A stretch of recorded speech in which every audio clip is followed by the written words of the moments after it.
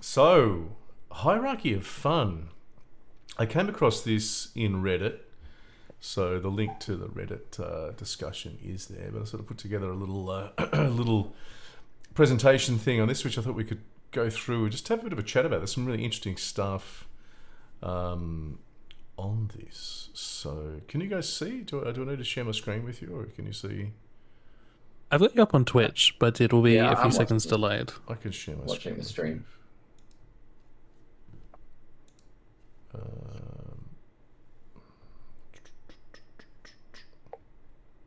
Share my screen.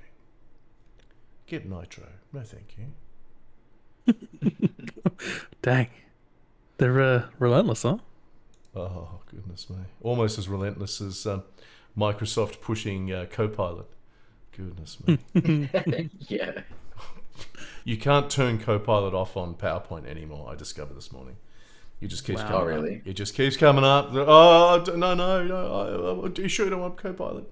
Yeah, I'm really, really sure I do not want Copilot. Please leave me alone. Yeah. On my taskbar, Windows was like, an app is using your location. I had Discord and Chrome up, and I was like, no, nothing should be using my location. I went and turned it off.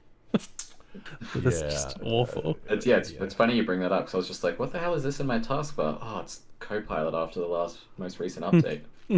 I'm seriously looking at changing to Linux and OpenOffice. I'm so sick of Microsoft and all that garbage. It's just, Yeah. it's just crap. Anyway, enough whinging about Microsoft. You never finished. So hierarchy of fun. So, so it was someone put this forward. So talking about the hierarchy of fun is inspired by Maslow's hierarchy of needs. So Maslow's hierarchy is a fairly well-known psychological hierarchy of human needs. Are you guys familiar with that at all? Come across that? Yeah. I've heard of it, but I can't say I've actually looked into it. I think Fraser, do you remember what the hierarchy is? What are it's like? There's like I remember there's a It's- self-esteem in there. Yeah. Something to do with like base needs. Yeah, essentially it starts at the bottom with, the most fundamental requirements, which I think is like food and shelter, and then it works its way up to things like belonging, community, and then Actualization. Actualization. Thank you. But honestly, I think it's been taken over by memes over the past Over by memes. little while. How's Yeah, it taken so over by memes? so Can't say I've people will seen any paint. Maslow's hierarchy memes. Yeah, so they'll take the pyramid and they'll paint over the sections and add in other things to sort of. Well, it's a meme, right? So it's a remix, it's a retake on it. But I think it's a really interesting use of it because it draws this comparison between your fundamental needs and sort of says, well, instead of shelter, it's salted caramel frappe. And I'm like, it's an interesting glimpse into humanity, I think. Yeah. We've got Solace in the chat saying memes are the way. Yeah. Well, I think they're more accessible, aren't they? And I also think it's just an interesting introduction. Like, genuinely, I think there's so many people who know of Maslow's hierarchy without realizing what it actually is because they've seen the memes of it. But you still get the idea. Like, you need to have a basic understanding of what it is to understand the memes that you see of it. So, but yeah, and so it kind of makes sense that somebody would go to Reddit and say, I'm using this format to sort of communicate my idea. So let's have a look at the different layers because it's quite interesting what they've got here. So layer 1, they've called moment to moment. First impressions from visuals, audio, combat, feel, and thematic elements. It's the immediate visceral reaction to seeing the game. So I'm as we go through this, we'll go through it and then maybe go back and talk about it because my question is, what is this actually? What is this trying to say? So layer 2 is the core loop. This is where the player starts to understand the rules and engage with a basic gameplay loop.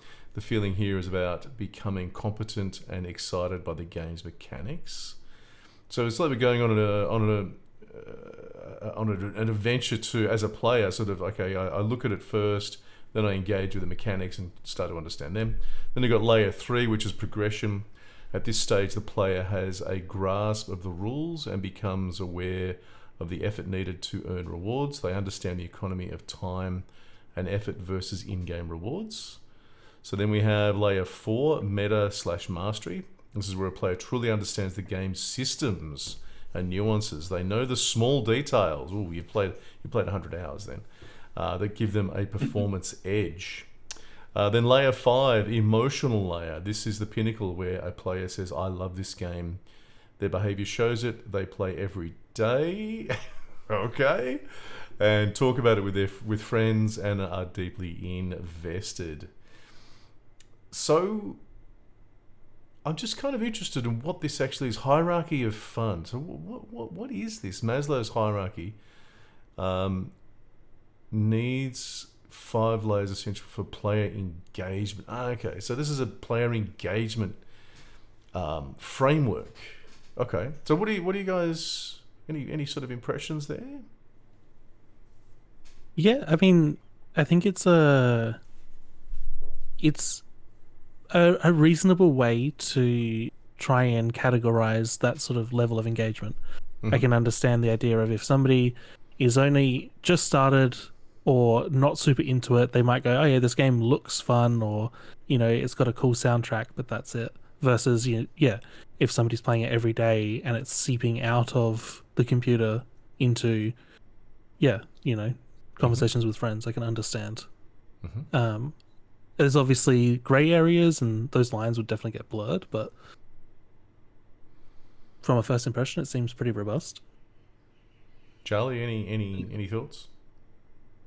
Well, not much new stuff, but yeah, definitely just it feels like a framework of something to keep in mind as you design in that. Because yeah, obviously the moment to moment stuff really matters. Your core game loop is the meat of your game, and then obviously the rest of it is what's going to keep players attached and going.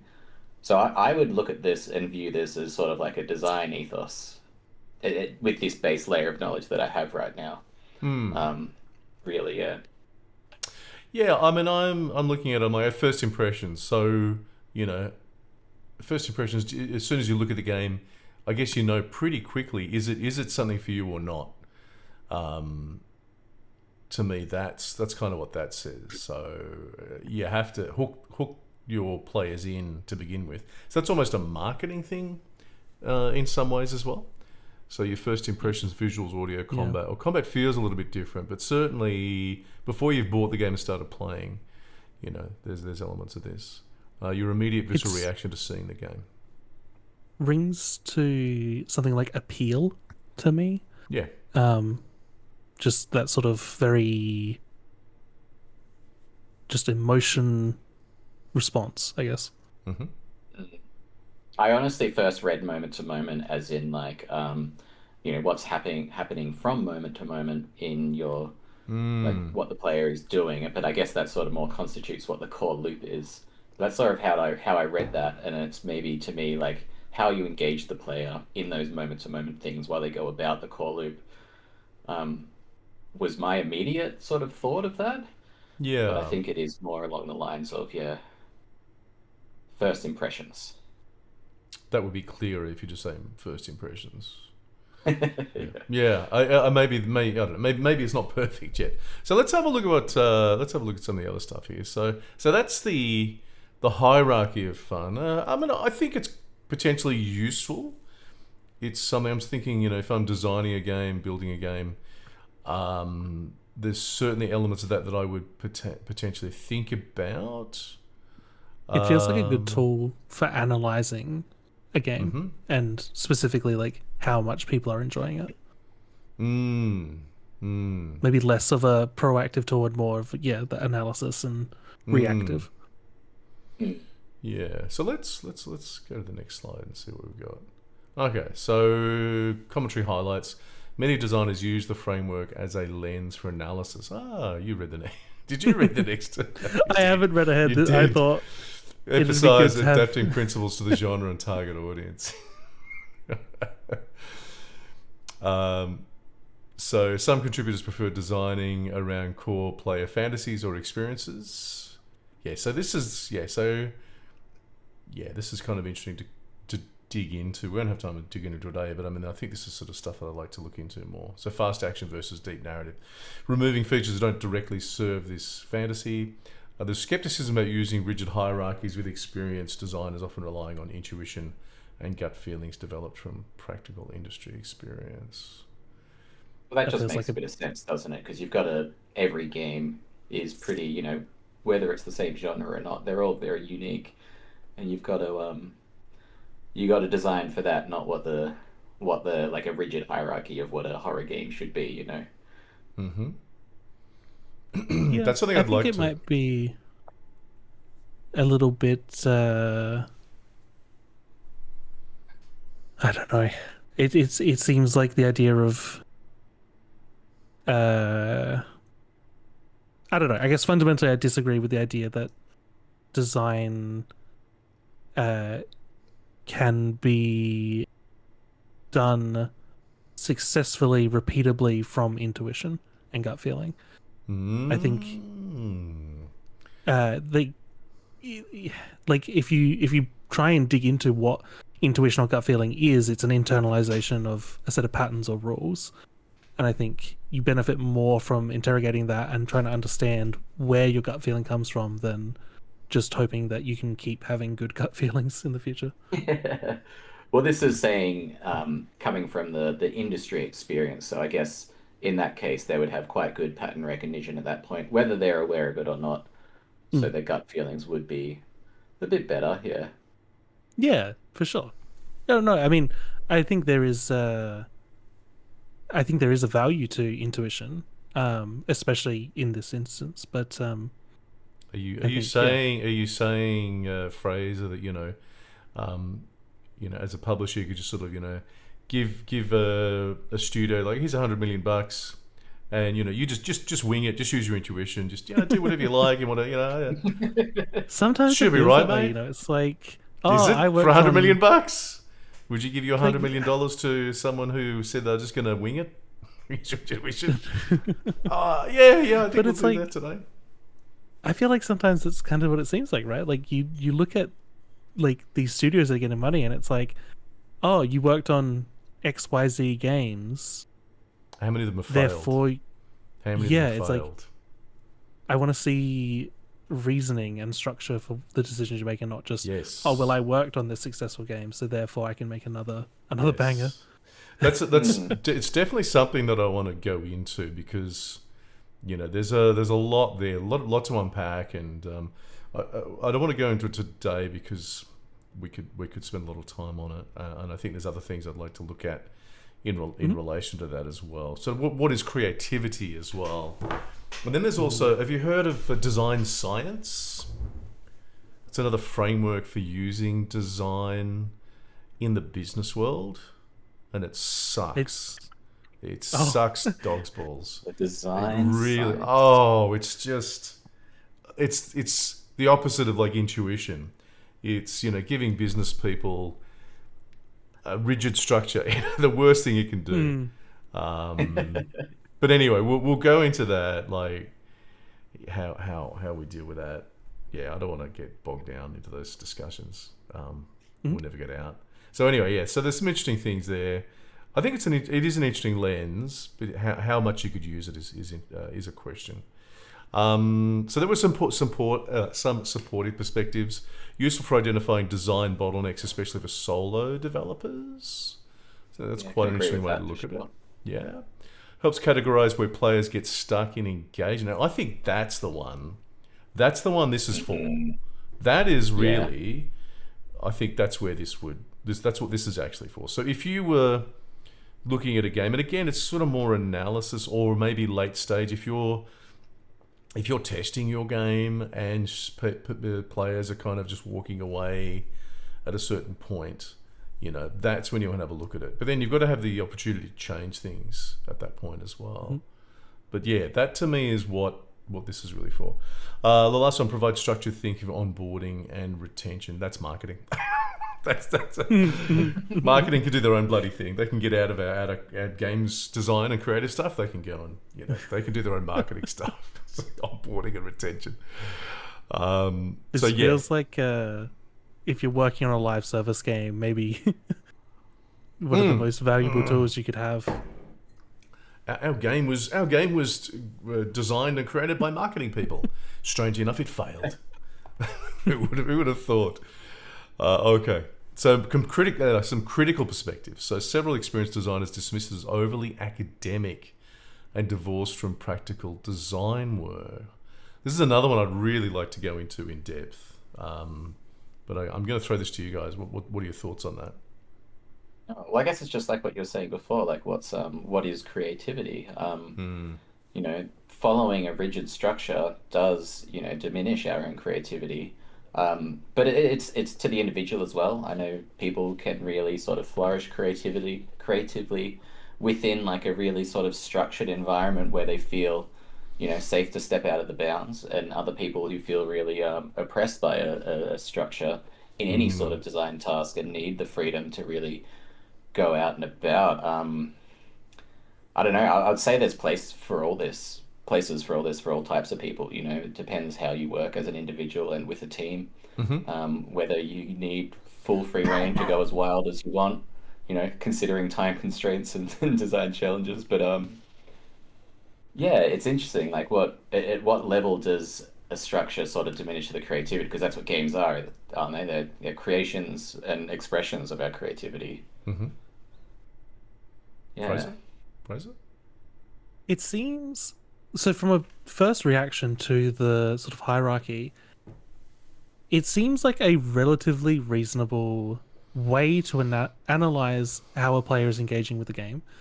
And so from that perspective, it seems like, well, yeah, if you are trying to figure out how players are feeling about a game, it's a great tool that you could use. It'd take a few minutes to apply to a group of players, and you might get some insight from it. So to be pushing back on it and saying, oh, it's overly academic, it's divorced from... It just seems like, well, if you don't like it, just don't use it. But it seems like if the tool works, even to some degree, then it's something that's handy to have in the tool bag. You don't have to use it every time. Sometimes it might not be applicable, but it seems odd to sort of shut it down and say don't use it unless there's a major flaw in it. It seems to be, functional to some degree. So we've got Solus in the chat, I think pretty much agreeing with what you were just saying there. Oh. About, tools in your toolbox. Yeah. You've got the tools. If you need to apply it, you can take it, you can apply it there, and it can solve it. It could solve a problem. What I'm really interested in particularly this sort of comment is there seems to be... Now, I'm doing a PhD right at the moment, so I probably should put that out there to say, look, I am in the academic world, and I've been teaching universities for a long time. I certainly know there are problems with universities, and there are problems with over-intellectualizing things as well. That is an issue. But there is, at the same time, what I see, there is this conflict, I guess you could say, between the academic world and the industry, the games industry, which is quite interesting. I see a lot of what I'd call maybe reverse snobbery coming from the industry towards academia and refusing to engage with anything from the academic world. I can understand why, but it's quite... It's a problem. It's more prejudice rather than actually based on, finding what's useful. And that's sad, because being prejudiced just to different ideas will just mean that person will probably, try and figure out a similar thing and waste a lot of time when the answer's already there. That's true. That's one of the problems. Having said that, look, at the same time, the academic world is also prejudiced against gamers. So unfortunately, it's from both sides. I would say there are a lot of academics who find the sweaty masses unpalatable, if you like, the sweaty masses of gamers. We don't want to touch the, no, we can't actually, talk about that. All the talk about, toxicity, the sort of toxic play and all this sort of stuff. And it seems to just be very It seems to be very.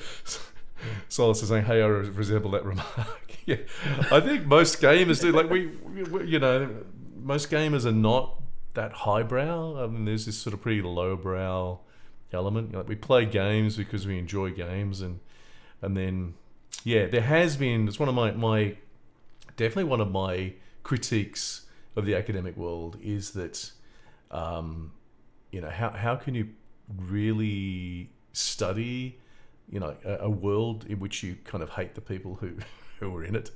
The academics kind of hate the gamers, which is really bizarre.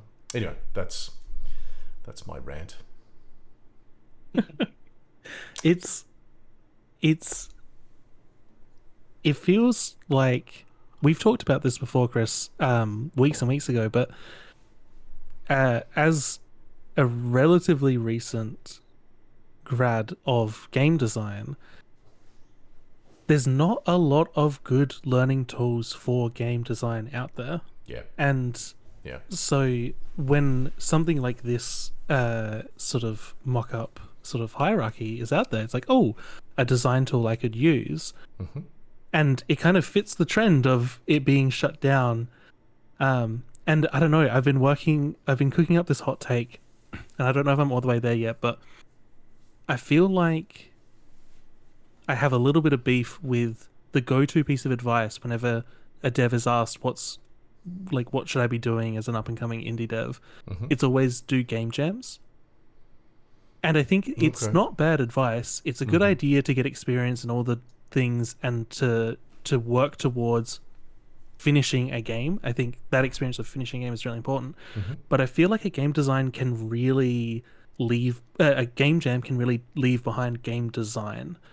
And if you're not going back and assessing and analyzing the games you make, you're going to miss that.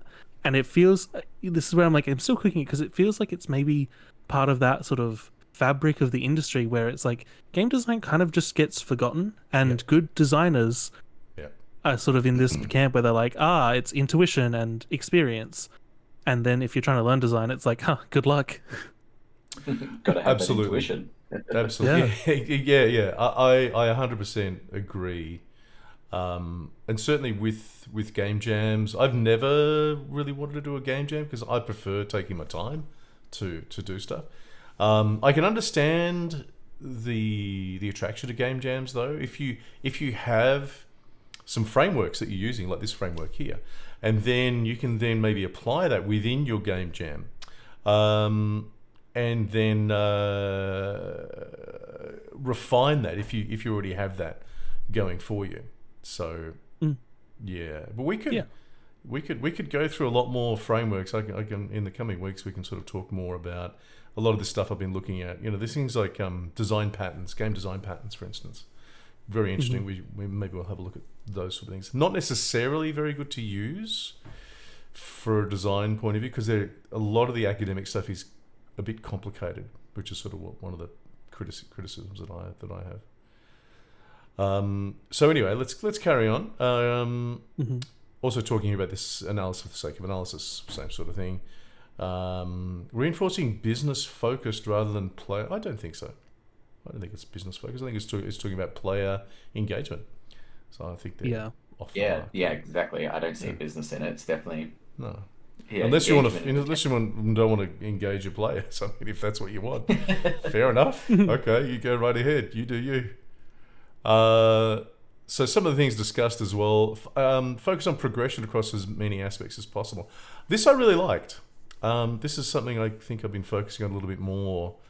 So progression and using interest curves in different ways across different aspects of your game. So do you remember interest curves? We've talked about those in the past. Remind me. It's jumping out at me as like the classic like film approach where you're talking about like intensity or something. But same idea, but of course in a game you've got you in a film you want to jump up. Your interest curves go right up at the beginning. You have some kind of dramatic moment, and then it drops down, and then it will come up again slowly, and then it'll come down, and it'll slowly go up until a crescendo, and then it'll come down again. So there's a few different ones.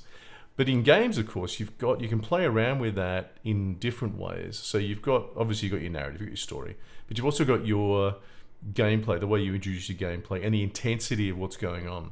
So if it's a shooter type game or some sort of combat, you want to put that intensity up at a certain time, and then bring it down. And you tend to have, when it comes to that, you tend to have sort of intensity in combat, and then it comes down, and you have times where you get you can repair your weapons, you can collect more ammo, you can repair yourself, get health packs and stuff like that. And it's good to be aware of that, because you don't want a spike in your story interest curves. You don't want them to cross. You want them to sort of be staggered. So you might have a huge thing on your gameplay, and then it'll go down, but then you'll have something on your narrative. Again, we can talk about this more. I think this is something which, because if you keep that progression going, you're going to keep your player engaged. I think it's really important. So carry on. Yeah. Or unless you guys please. you guys got comments, no? Ensure fairness in failure by telegraphing problems and making punishments deserved. I think that's you should be always telegraphing in some particular way, communicating with your player if you made a mistake. Even in games like, the one you were just playing, Charlie. I mean, did Deep Climb telegraph sort of what, when you fell right down, what the problems were? Well, I feel like a 3D platformer, it's very obvious when you fail. And Fair with enough, something yeah, like so, yeah. that, is usually just like it's whether the controls feel fair or unfair. I definitely felt like when I failed, it was my own fault. That's for sure. And I guess in a game like that, yeah, like I said, it's all in the controls itself. If the controls feel unfair and like I should have been on a ledge when I wasn't, or vice versa, I would probably complain at that point. So someone in But chat no has complaints mentioned this time. Dark Souls. Mm. Do you think Dark Souls manages to do that? Does it telegraph problems? Does it tell you I why think- you screwed up? I think classically, Yeah. compared to other similar games, that's been one of the sort of praise points for Dark Souls, is that it feels like when you mess up, it's on you. But Mhm. I think it's really hard to get that perfect. And it's also a case of, if you can 9 out of 10 times telegraph that fairness, but you fail on one, all you can think about is that one time that you're like, that hitbox, it didn't hit me, or this boss Yeah. just has an unfair grab attack. And so, That's human. Yeah. That's just being pissed off when you get. Yes, for sure. I agree. Yeah. So avoid including systems that do not contribute meaningful depth or player agency. I mean, yes. I think I need to think more about this. I'm thinking about useless Stray. systems kill farm. Yeah. I think it's Yeah, Stray. I would argue against this actually. So tell me why. Well, I really love it. Like, I'm not gonna say like a deep system that's useless, but I do love a game that has some, interesting little features that don't help the player in any other way. Like, for example, one thing I always want to be able to do in a game is like sit. Like sometimes I'm walking around as a character or something, like I wish I could sit on that chair just to like role play this scene Yeah. right now as this character. And it's a useless system. It doesn't help, it doesn't do anything, but it adds layers of immersion. Yeah, that's the And I question think- though. So in that case, if it adds layers of immersion, then wouldn't you argue that it's not a useless system? I feel like that's what this comment is saying though. Like if it doesn't directly relate to your, the meaningful depth of the player. Yeah. So the example I Yeah. was thinking of was from Stray. We looked at Stray a couple of weeks ago, and in Stray you can meow if you hit the A key. You can drink water. You can Scratch what- carpets.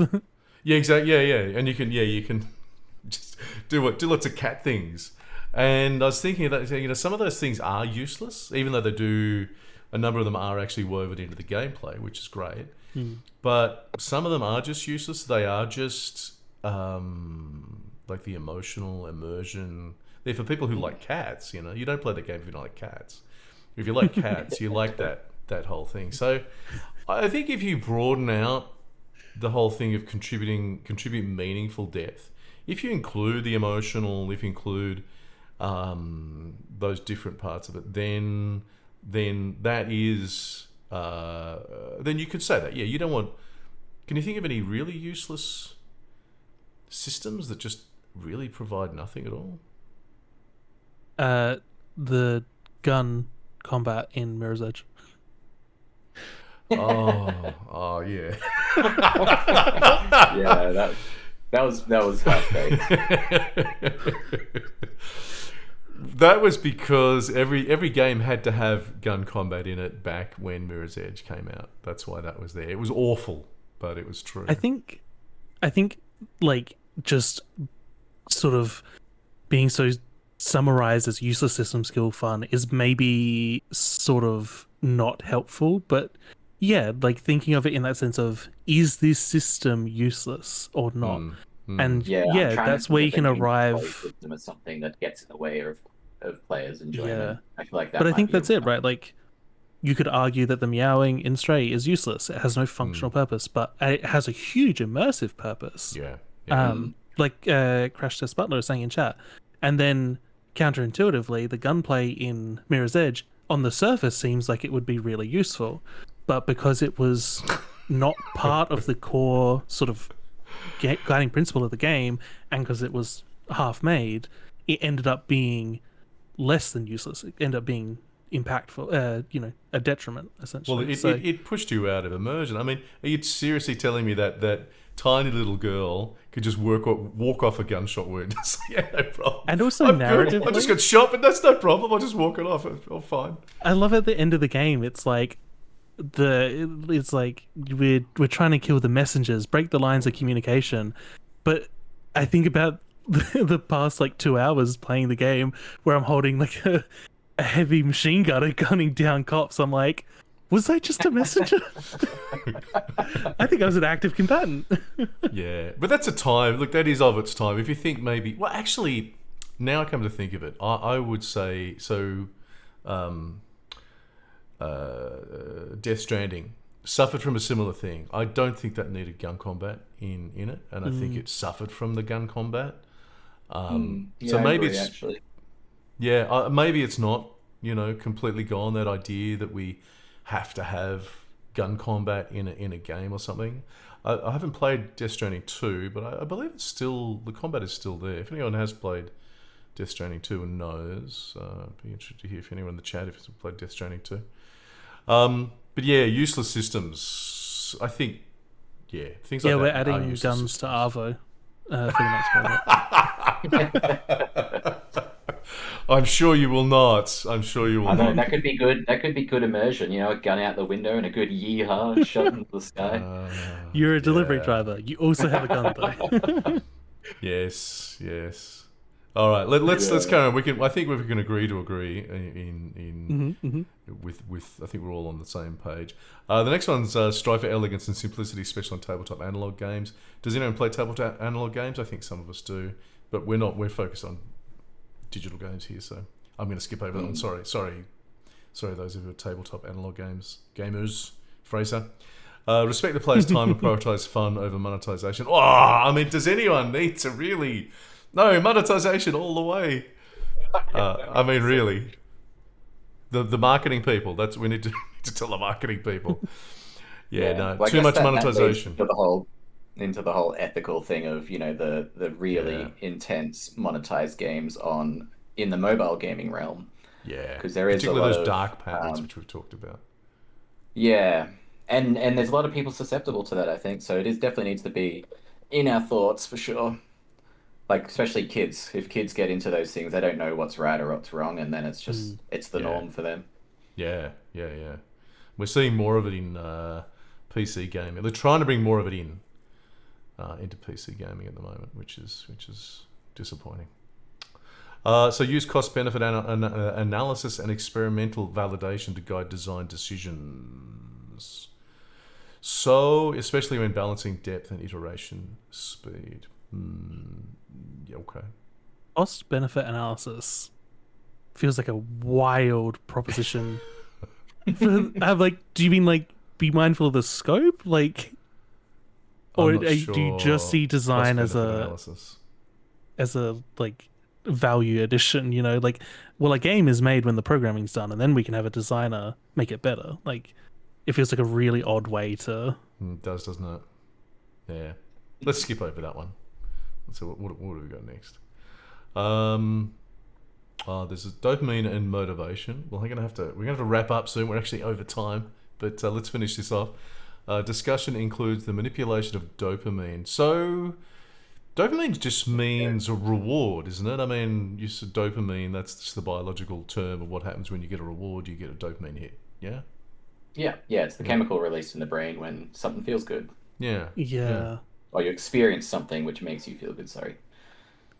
Okay. I think there is- manipulation of Praise I it. think there is a part of me that is like concerned about the manipulation though, like, because I think there's one way to think of it as like, you know, we're making games, we're trying to elicit an emotional response in people, and usually hopefully that's like a happy response. But then the same thing can be said by saying we want players to have a dopamine response, but like the connotation is really different. And so I do understand. We're back into dark patterns, aren't we? Yeah, exactly. I think if you just pull out the gambling aspect, a manipulation of dopamine is just it is a design goal for a game. You're trying to make something enjoyable, and like you said, send a message or elicit an emotion. It's when the money and the gambling side comes in, and we're making use of that dopamine hit to monetize the games. That's a good point. Dark gray area comes in. Yeah. There's also the idea of addiction, game addiction. They've talked about people dying because they don't eat; they just game all the time. Which is just wild. Surely that's, is that a I feel like that goes back a layer to like the human layer, like the psychological layer of chemical imbalances in the brain and addiction itself. I think all industries do have what do you call it, like a duty of care, should I say, to, not work on that so much, but there's always going to be someone who is just very chemically imbalanced, right? And there would, like, I guess what I'm saying is it's a really hard thing to plan for. You think a duty of care? So does the gambling industry have a duty of care? Look, it's all in the morals. Like, it's whoever's in charge and sets the morals. Like, there probably should be a duty of care, but there's not. I know. And what about YouTube? I love getting those online gambling ads shoveled down my throat. Hey, I wasn't saying everyone's implementing duty of care. and then they say, oh no, and you can't use ad blockers because then we can't shovel these online gambling ads down your throat. So, excuse me. So anyway, I think we might wrap it up there. I think there's some other stuff we can go into there, but we've kind of covered a lot of this stuff. So the whole dark patterns, we have talked about dark patterns. We can come back to those and talk about them again. I've got 100 loot boxes in Overwatch, so I'm ready to talk about dark patterns again. Oh, really? Okay. Yeah, for sure. We'll go back into them. But good discussion, actually. That was quite interesting, I think.